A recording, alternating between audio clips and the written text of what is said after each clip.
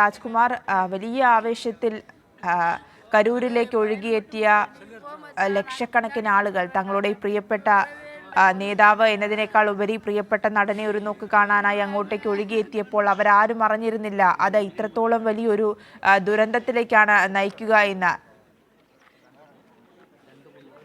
10,000 പേർക്ക് മാത്രമായിരുന്നു അവിടെ പോലീസ് അനുവദിച്ചത്. അതേ സ്ഥലത്ത് 50,000 പേരെ പോലും ഉൾക്കൊള്ളാൻ ഈ സ്ഥലത്ത് അതിനുള്ള ഒരു സാധ്യതയില്ലാത്ത ഒരു സ്ഥലം. വേലുസ്വാമിപുരത്തിന് അത്രയും മാത്രമേ ഉൾക്കൊള്ളാൻ കഴിയുമായിരുന്നുള്ളൂ. 2 ലക്ഷത്തിലധികം ആളുകൾ അവിടെ തടിച്ചുകൂടി. ഉച്ചയ്ക്ക് അവിടെ എത്തുമെന്നായിരുന്നു ആദ്യ അറിയിപ്പ്. തമിഴ്നാടിന്റെ പല സ്ഥലങ്ങളിലും കറങ്ങി അതുവഴി ഉച്ചയ്ക്കെത്തുമെന്നായിരുന്നു അറിയിപ്പ്. പക്ഷെ രാവിലെ മുതൽ തന്നെ ആളുകൾ അവിടെ എത്തിയിരുന്നു.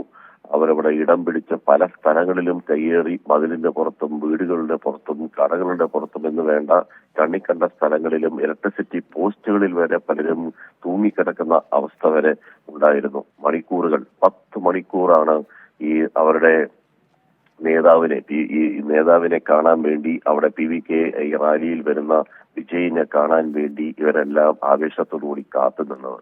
ഈ 10 മണിക്കൂറിൽ അവർക്ക് കുടിവെള്ളം പോലും അവർക്ക് അവിടെ ലഭിച്ചിരുന്നില്ല. ദാഹജലത്തിന് വേണ്ടി അവർ വല്ലാതെ വലഞ്ഞിരുന്ന ഒരു സമയം കൂടിയായിരുന്നു. അതീവ ദുഃഖകരമായ ഒരു സാഹചര്യം. പക്ഷേ തമിഴ് ജനതയുടെ ഒരു ആവേശമുണ്ട്. അവരവരെ ഒരു നേതാവിനെ ഇഷ്ടപ്പെട്ടാൽ അവർ ജീവൻ കൊടുത്തും ആ നേതാവിന് വേണ്ടി അവർ നിൽക്കും, എന്തും ചെയ്യും എന്നുള്ളതിന്റെ ഏറ്റവും ഒടുവിലത്തെ ഒരു ഉദാഹരണമാണ് ഇപ്പോൾ PVK റാലിയിൽ നമ്മൾ ഇന്ന് ഈ മണിക്കൂറുകൾ പിന്നിടുമ്പോൾ 39 പേരുടെ മരണത്തിൽ കലാശിച്ച 51 പേരുടെ പരിക്കേറ്റ് ചികിത്സയിൽ കഴിയുന്ന ഈ സംഭവത്തിന് ആ സ്ഥലത്ത് സ്പോട്ടിൽ വെച്ച് പോലും പലർക്കും CPR നൽകി രക്ഷിക്കാനുള്ള ശ്രമം നാട്ടുകാർ ചെയ്തുകൊണ്ടിരുന്നു. വിജയ് സംസാരിച്ച് തുടങ്ങുന്ന സമയത്ത് തന്നെ തുടങ്ങുന്നതിന് തൊട്ടു മുമ്പ് തന്നെ ഈ പ്രശ്നങ്ങൾ ആരംഭിച്ചിരുന്നു. ആ സമയത്ത് ഇവർ പലരും അലമുറയിടുന്നുണ്ടായിരുന്നു, സഹായിക്കണം എന്ന് തമിഴിൽ ഉച്ചയോടുകൂടി സംസാരിക്കുന്നുണ്ടായിരുന്നു. പക്ഷേ വിജയ് അത് കേട്ടില്ല എന്നാണ് ഇവർ പറയുന്നത്. അതോ കേൾക്കാതെ പോലെ നിന്നതാണോ, അല്ലെങ്കിൽ അദ്ദേഹം അത് ശ്രദ്ധിക്കാത്തതാണോ? അങ്ങനെ ഗുരുതരമായ ആരോപണങ്ങൾ വിജയ്ക്കെതിരെ ഇപ്പോൾ പരിക്കേറ്റ ആശുപത്രിയിൽ കിടക്കുന്നവർ ഉന്നയിച്ചു തുടങ്ങി. തമിഴ് TV ചാനലുകളിൽ ഇവിടെ ഇതിന്റെ പരിക്കേറ്റ് കിടക്കുന്നവരുടെ അഭിമുഖങ്ങളിൽ അതൊക്കെയാണ് പറയുന്നത്. അത് ഏറെ സങ്കടകരമായ ഒരു കാര്യം. അതേസമയം തന്നെ ഈ റാലി ഒരു അൺഓതറൈസ്ഡ് റാലി എന്ന് പറഞ്ഞ് അതിനെതിരെ പോലീസ് കേസെടുത്തിട്ടുണ്ട്. ഇന്നലെ രാത്രി തന്നെ DMKയും കോൺഗ്രസും ഇതില് വിജയെ ഉടൻ അറസ്റ്റ് ചെയ്യണമെന്ന് ആവശ്യപ്പെട്ട് അവർ പ്രസ്താവന നടത്തി. അതേസമയം തന്നെ ഹൈക്കോടതി സ്വമേധയാ കേസെടുക്കണമെന്ന് CPIM ഇക്കാര്യത്തിൽ തമിഴ്നാട് ഘടകം ആവശ്യപ്പെട്ടു. അപ്പൊ ഇങ്ങനെ പൊതുപ്രവർത്തകരും രാഷ്ട്രീയ രംഗത്തുള്ളവരും സാംസ്കാരിക രംഗത്ത് വേണ്ട സിനിമാ രംഗത്തുള്ളവർ വരെ ഈ ഒരു സംഭവത്തെ അപലപിക്കുകയും ഒപ്പം തന്നെ അഗാധമായ ദുഃഖം രേഖപ്പെടുത്തുന്ന ഒരു സംഭവം കൂടിയായിരുന്നു.